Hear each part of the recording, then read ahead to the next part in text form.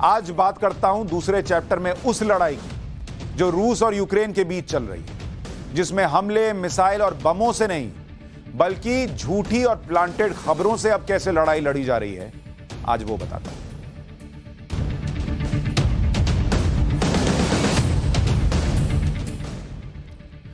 रूस यूक्रेन युद्ध में आपने एयरक्राफ्ट, रॉकेट, मिसाइलों से हमले की तस्वीरें देखी।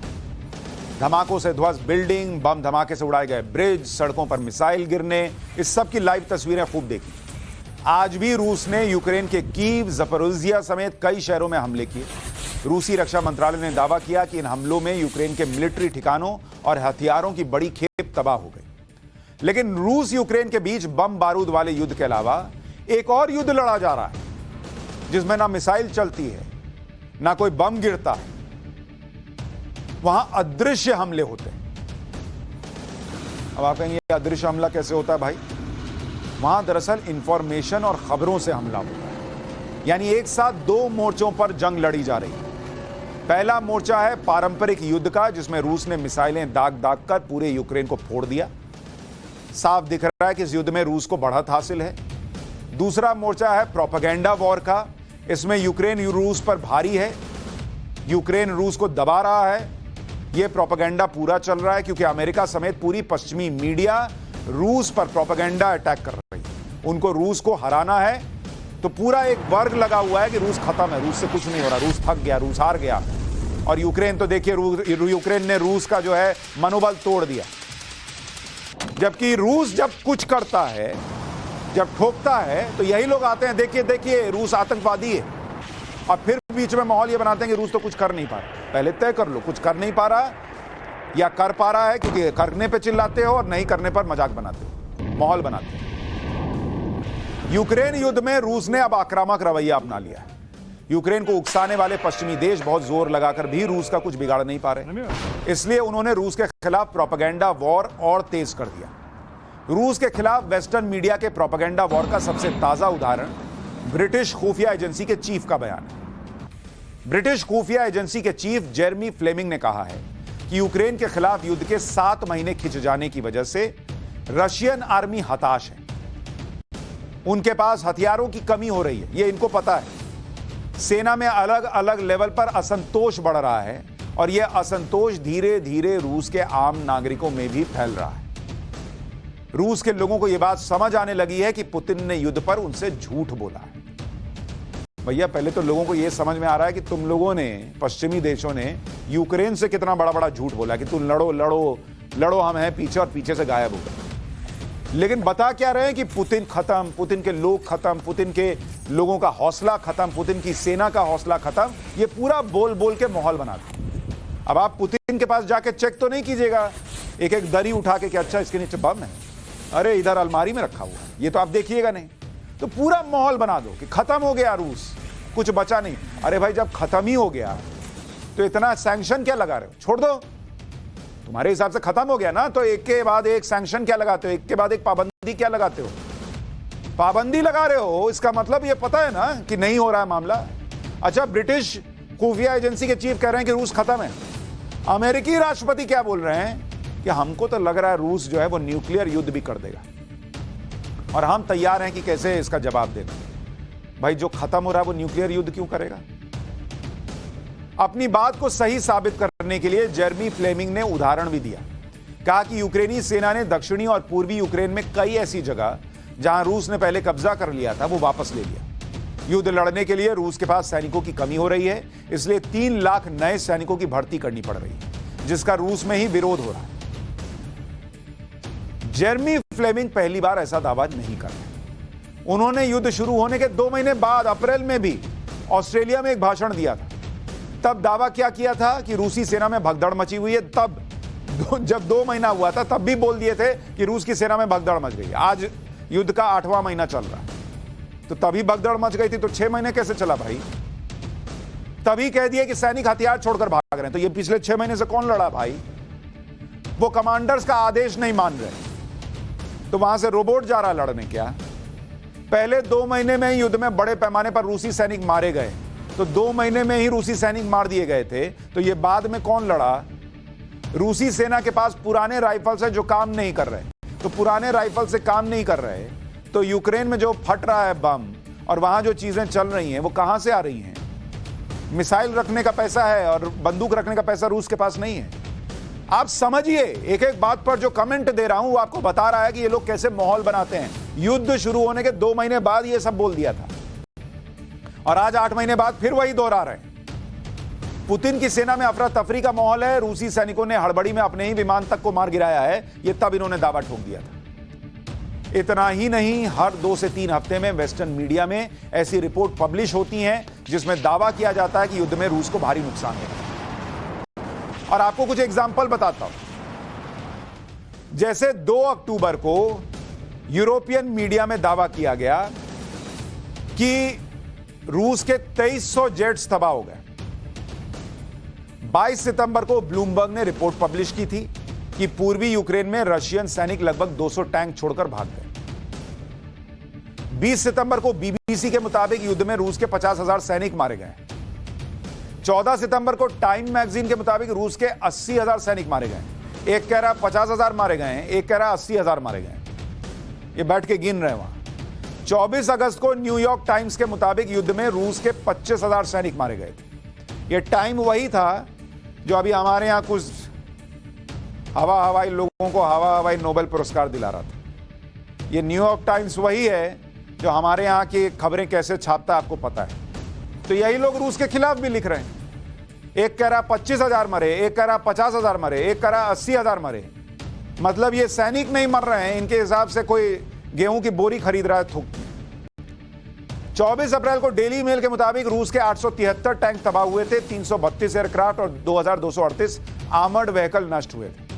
रूस की तबाही के बारे में ये सारे आंकड़े यूरोपियन और अमेरिकी वेबसाइट्स और मैगजीन में छपते रहते हैं। रूस के सैकड़ों हेलीकॉप्टर और मिसाइल सिस्टम को तबाह करने के दावे छपते रहते हैं। यूक्रेन की सेना भी इन दावों का समर्थन करती है, लेकिन यूक्रेन की सेना के नुकसान की उतनी चर्चा नहीं होती यहां जितनी रूस की होती है। तब होती है जब माहौल बनाना होता है कि देखो यूक्रेन को मार दिए, यूक्रेन को मार दिए। अरे तुम जब इतना मार रहे हो तो गिनाओ कि तुमने भी इतने मार दिए, तब नहीं बताते हो। तब कहोगे कि यूक्रेन जो है ना वो तो बेचारा लड़ रहा है मजबूरी में, और रूस को चूंकि विलन दिखाना है तो अपने हिसाब से इधर से उधर करते हैं। वेस्टर्न मीडिया की इस प्रोपेगेंडे की सच्चाई आपको समझनी चाहिए। सच्चाई यह है कि 8 महीने पहले रूस ने यूक्रेन के जिस इलाके पर कब्जे को लेकर मिलिट्री ऑपरेशन शुरू किया था, उसका पहला राउंड पूरा भी हो गया। पश्चिमी मीडिया प्रोपेगेंडा फैलाता रहा और रूस अपना काम करता रहा। यह कैसे हुआ इसको समझिए। प्रोपेगेंडा यह था कि रूस यूक्रेन पर हमला नहीं करेगा, वो सिर्फ यूक्रेन को नेटो में शामिल होने से रोकने के लिए डरा रहा है। जबकि सच्चाई यह थी कि फरवरी में रूस ने यूक्रेन के खिलाफ युद्ध शुरू कर दिया, जिसे रूस ने मिलिट्री ऑपरेशन का नाम दिया। प्रोपेगेंडा यह फैलाया गया कि रूस ने हमला किया तो अमेरिका समेत नेटो के देश मदद दे सकते हैं। जबकि सच्चाई यह निकली कि युद्ध का 8वां महीना चल रहा है, अमेरिका और नेटो ने यूक्रेन की सीधी मदद नहीं की और वो युद्ध में शामिल ही नहीं हुए। प्रोपेगेंडा यह किया गया कि रशियन सैनिक थक गए हैं, हताश हैं, वो लड़ नहीं पाएंगे। सच्चाई यह है कि रशियन सैनिक अभी भी यूक्रेन में युद्ध लड़ रहे हैं, नए नए इलाकों पर कब्जे कर रहे हैं। प्रोपेगेंडा यह चलाया गया कि यूक्रेन से युद्ध को लेकर रूस में पुतिन के खिलाफ विद्रोह हो रहा है, जबकि सच्चाई यह है कि पुतिन ने 3 लाख सैनिकों के मोबिलाइजेशन का फैसला किया।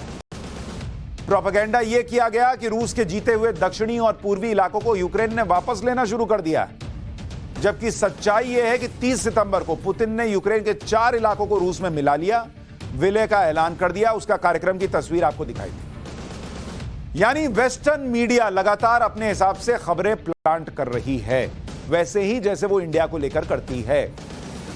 रूस अपने हिसाब से काम कर रहा है, जैसे इंडिया अपने हिसाब से काम करता रहता है।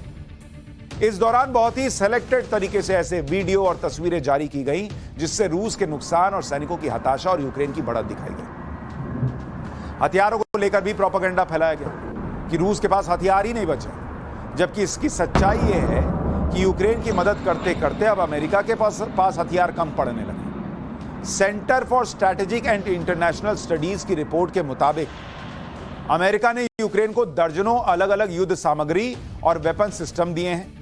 इससे अमेरिका की कई डिफेंस कंपनियों का पर प्रेशर बढ़ रहा है क्योंकि ये वही अमेरिका है जो अफगानिस्तान में कई हथियार छोड़ के चला आया, वहां तो छोड़ के आ गया, अब यहां यूक्रेन को दे रहा, अपने यहां इसका जो स्टोर है, जो स्टोरेज है वो कम पड़ रहा है। कंपनियों में बन रहे हथियार सीधे यूक्रेन भेजे जा रहे हैं, टेस्टिंग भी नहीं हो रही। इससे अमेरिकी सेना के लिए हथियारों की कमी का संकट खड़ा हो गया। अरे भाई, जब एक बात बताइए, ये लोग क्या कह रहे हैं कि रूस लड़ नहीं पा रहा, रूस हताश हो गया।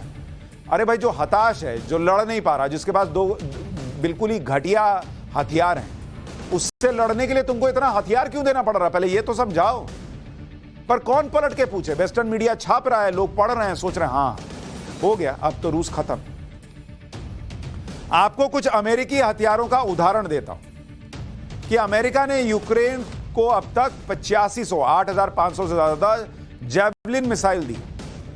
अमेरिका में सालाना 1000 जैवलिन मिसाइल ही बनती, मतलब 8 साल का जो स्टॉक था बनने का वो दे दिया, 8.5 साल का। अमेरिका में अब जैवलिन मिसाइल का स्टॉक सीमित हो गया है। अमेरिका के पास 55,000 MLRS यानी मल्टीपल लॉन्च रॉकेट सिस्टम थे, इसमें अब सिर्फ 25,000 रॉकेट ही अमेरिका के पास बचे। अमेरिका के पास 450 हिमार्स यानी हाई मोबिलिटी आर्टिलरी रॉकेट थे। 2021 में इसका प्रोडक्शन बंद हो गया था, जिसे फिर से शुरू किया जा रहा है। अमेरिका ने अब तक यूक्रेन को 1400 से ज्यादा स्टिंगर मिसाइल दी है, जो अमेरिका की कुल स्टिंगर मिसाइलों का 1/3 है। यूक्रेन को अब तक 32,000 से ज्यादा एंटी टैंक मिसाइल दी गई है अमेरिका की तरफ से। अमेरिका के पास एंटी टैंक मिसाइलों का भंडार कम हो गया है। यूक्रेन को अमेरिका ने 126 होवित्जर टैंक दिए हैं, इसकी संख्या भी अमेरिका के पास खुद की कम हो गई। अब आपके पास 2 सवाल होने चाहिए, बेसिक सवाल। एक कि रूस अगर इतना कमजोर पड़ गया है, 2 महीने बाद ही उसके सैनिक हथियार डाल चुके थे, तो इतने हथियार किस लिए दिए हो? वहां दशहरे का मेला चल रहा है, बलून फोड़ने के लिए दे रहे हो? किस लिए दे रहे हो? पहली बात तो ये। और दूसरी बात कि ये यूक्रेन जिसको बता रहे हैं कि बहुत अद्भुत लड़ रहा है, बहुत कमाल का है, इसका मनोबल आसमान पर है, ऊपर देखिएगा तो दिखेगा नहीं, इतना ऊपर चला गया है। अरे भाई, तुम किस हिसाब से कूदे थे मैदान में जब अपने पास कुछ था ही नहीं, सब अमेरिका से ले रहे हो, उनका अकाउंट खाली कर दिए, अपने पास कुछ नहीं था, तो किसके बूते कूद गए थे? सब मांग मांग के लड़ रहे हैं और वेस्टर्न मीडिया लिख रहा है बहुत अच्छा लड़ रहे हैं भाई, जबरदस्त लड़ रहे हैं। ये वो हथियार हैं जिनकी कमी अब अमेरिका में महसूस हो रही है और इनका प्रोडक्शन बढ़ाया जा रहा है। अमेरिका और पश्चिमी देश कब तक यूक्रेन को हथियार सप्लाई कर पाएंगे, यह भी बड़ा सवाल है, क्योंकि खुद अमेरिका और पश्चिमी देशों की आर्थिक हालत बहुत खराब है। ये जो प्रोपेगेंडा वॉर चल रहा है कि रूस खत्म, रूस खत्म, रूस खत्म, वो इसलिए है कि किसी तरह से ये युद्ध खत्म हो, क्योंकि इन देशों में मंदी आने का खतरा है। फाइनेंशियल एजेंसी जेपी मॉर्गन ने दावा किया है कि अगले 7 से 8 महीने में अमेरिका में मंदी आ जाएगी। बैंक ऑफ अमेरिका की रिपोर्ट में दावा है कि अमेरिका जनवरी से जून के बीच मंदी में फंस जाएगा। रिपोर्ट में यह भी कहा जा रहा है कि अमेरिका में हर महीने 1,75,000 लोग बेरोजगार होंगे। यूक्रेन को मदद देने वाले देशों की आर्थिक विकास दर बहुत खराब स्थिति में है। आईएमएफ की रिपोर्ट के मुताबिक 2023-24 में अमेरिका की आर्थिक विकास दर कितनी रहेगी? 1%। अपना देश का जो हिसाब किताब है वो चढ़ नहीं रहा, दूसरे को गिराने चले। जर्मनी की आर्थिक विकास दर तो -0.3 रहने का अनुमान है। फ्रांस की आर्थिक विकास दर -0.7 रहने का अनुमान है। स्पेन की आर्थिक विकास दर 1.2% रहने वाली है। यानी जो पश्चिमी देश और अमेरिका भारत पर दबाव बना रहे हैं, वो चाहते हैं कि यूक्रेन युद्ध में भारत उनकी साइड लेकर युद्ध में कूद जाए। वो अपनी आर्थिक हालत नहीं देख रहे, जबकि भारत की आर्थिक स्थिति यह है कि आईएमएफ की इसी रिपोर्ट के मुताबिक 2023-24 में भारत दुनिया में अब भी सबसे तेजी से विकास करेगा। भारत की आर्थिक विकास दर 6.1% रहने वाली है। लेकिन जब इस युद्ध की वजह से दुनिया में विकास दर कम हुई है, तो भारत का भी प्रोजेक्शन कम किया गया है।